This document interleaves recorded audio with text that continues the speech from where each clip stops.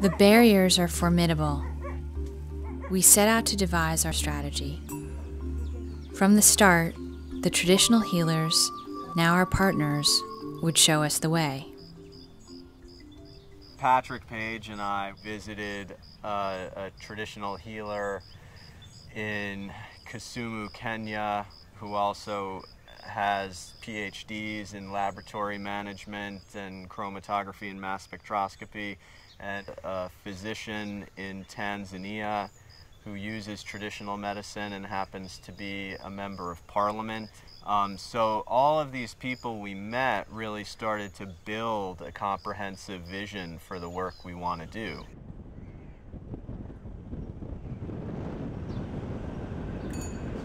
In the fall of 2007, our partnership began in earnest.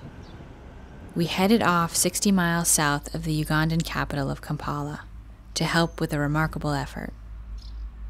Here, and in similar places across sub-Saharan Africa, live the hundreds of millions of people beyond the reach of Western medicine. We were headed to a place called the Bawija Forest, and we were not alone.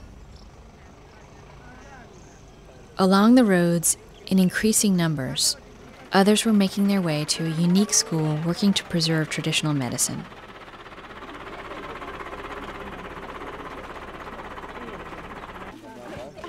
These students come into the forest every week from a radius of about 200 miles to perfect their knowledge, to perfect their art of practicing medicine.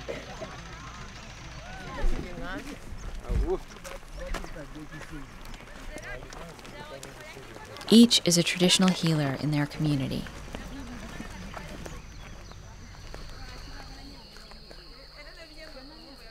We have got a team of spiritualists from Tanzania, specifically from Zanzibar and Pemba.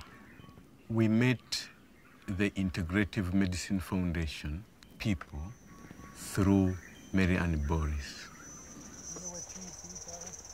The top student in the finest medical school in Uganda and headed for a career as a surgeon, Dr. Sakagia took instead a different path.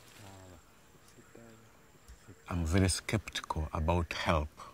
I don't want to be helped much because of fear of being derailed.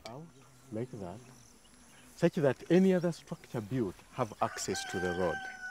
We try to take as much information as we can from people on the ground in the places that we want to work, so that we're working more from their sense of need and reality.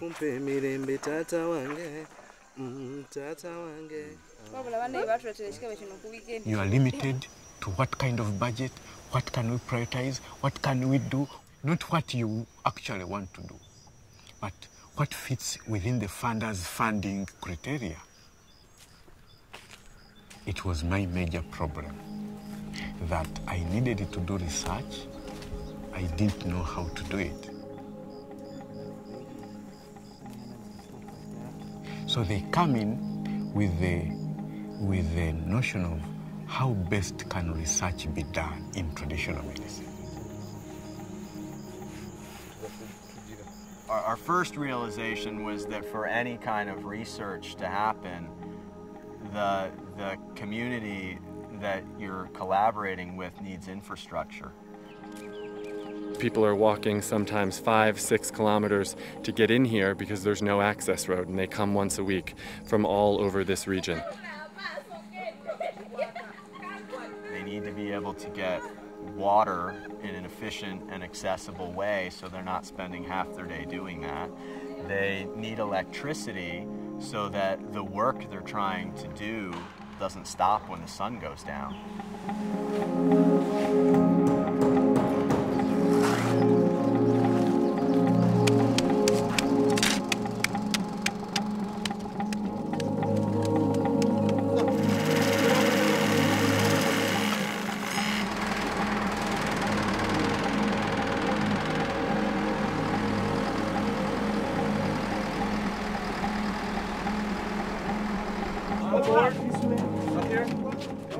openness of communication that at Integrative Medicine Foundation have been able to have with Prometra, has allowed us to assemble kind of a team of technical experts from the U.S.